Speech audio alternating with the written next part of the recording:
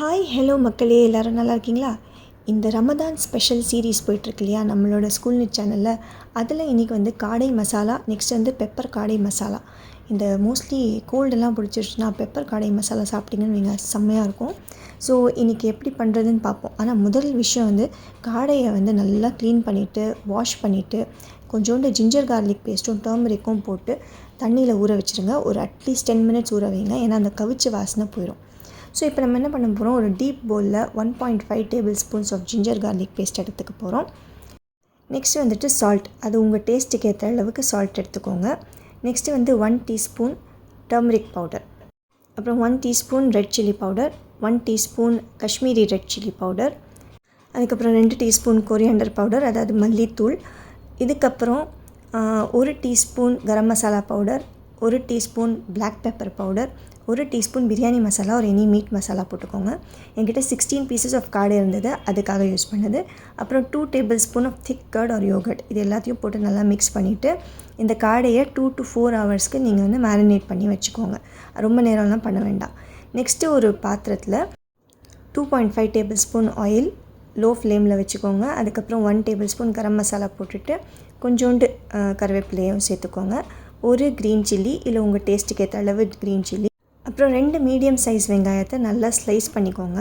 அதை போட்டுட்டு இது கோல்டன் ப்ரௌன் ஆகிற வரைக்கும் நீங்கள் நல்லா ஃப்ரை பண்ணணும். இதுக்கப்புறம் ஜிஞ்சர் கார்லிக் பேஸ்ட் போட்டு நல்லா வதக்கிக்கோங்க. இது கூடவே soft coriander and mint leaves, அதாவது புதினா கொத்தமல்லியை நறுக்கிட்டு அதையும் சேர்த்துக்கோங்க. ரா ஸ்மெல் போகிற வரைக்கும் வதக்கிட்டு இந்த மேரினேட் பண்ணி வச்சுருந்த காடையை சேர்த்து ஒரு 1 to 2 மினிட்ஸ் நல்லா குக் பண்ணுங்கள். அதுக்கப்புறம் தக்காளி, இந்த தக்காளி வந்து ஒரு 2 தக்காளி நல்லா சாப் பண்ணிவிட்டு போட்டுக்கோங்க. பெங்களூர் தக்காளியாக வாங்கிக்கோங்க. அதுக்கப்புறம் ஒரு 1 மினிட் 2 மினிட்ஸ் இந்த மாதிரி. இது மேக்ஸிமம் டைம் பார்த்திங்கன்னா 6 to 7 மினிட்ஸ் தான் நீங்கள் வந்து குக் பண்ணணும். இப்போ இந்த மசாலாலாம் நம்ம கொஞ்சம் வந்து எக்ஸ்ட்ராவாக சேர்த்துக்கலாம். உப்பு, மிளகாத்தூள் இதெல்லாமே கொஞ்சம் நான் இதில் போட்டிருக்கேன். ஸோ இதெல்லாமே சேர்த்துக்கோங்க. அதே மாதிரி உங்களுக்கு தேவையான அளவுக்கு பெப்பர் கூட சேர்த்துக்கோங்க. ஸோ எல்லா மசாலா பவுடரையும் எவ்வளோ சேர்க்கணுன்றதை நான் கொடுத்துருக்கேன். அடுத்தது வந்து இந்த கர்ட் இருக்கு இல்லையா, அது ஒரு 2 டேபிள் ஸ்பூன் கர்ட் போட்டுக்கோங்க. அதையும் நல்லா வதக்கிட்டு இது மெயினாக பார்த்திங்கன்னா ஒரு 6 to 7 மினிட்ஸ்க்கு மேலே குக் ஆக வேணாம், ரப்பர் மாதிரி ஆயிரும். ஸோ அவ்வளோதாங்க, காடை மசாலா ரெடி. இது நீங்கள் ரோட்டி, சப்பாத்தி, நான், ரைஸ் இது எல்லாத்துக்கூடையும் சேர்த்து சாப்பிட்லாம். நெக்ஸ்ட்டு பெப்பர் காடை மசாலா எப்படி பண்ணுறதுன்னு பார்ப்போம். ஒரு பேனில் 1.5 டேபிள் ஸ்பூன் கோகோனட் ஆயில் சேர்த்துக்கோங்க.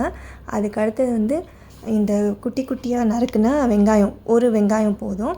அது வந்து கண்ணாடி பதம் வர வரைக்கும் நல்லா வறுத்துட்டு நெக்ஸ்ட்டு வந்துட்டு பெப்பர், உங்கள் டேஸ்ட்டுக்கு ஏற்ற அளவு பெப்பர் போட்டுக்கோங்க.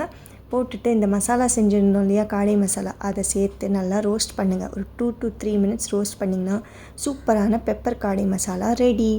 இதை நீங்கள் ஸ்டார்டராகவும் கொடுக்கலாம், இல்லை ரோட்டி, சப்பாத்தி இது கூடயும் கொடுக்கலாம். ஸோ வீடியோ பிடிச்சிருந்தா லைக் பண்ணுங்கள், ஷேர் பண்ணுங்கள், மறக்காமல் சேனலை சப்ஸ்கிரைப் பண்ணிடுங்க. டேக் கேர், பாய்.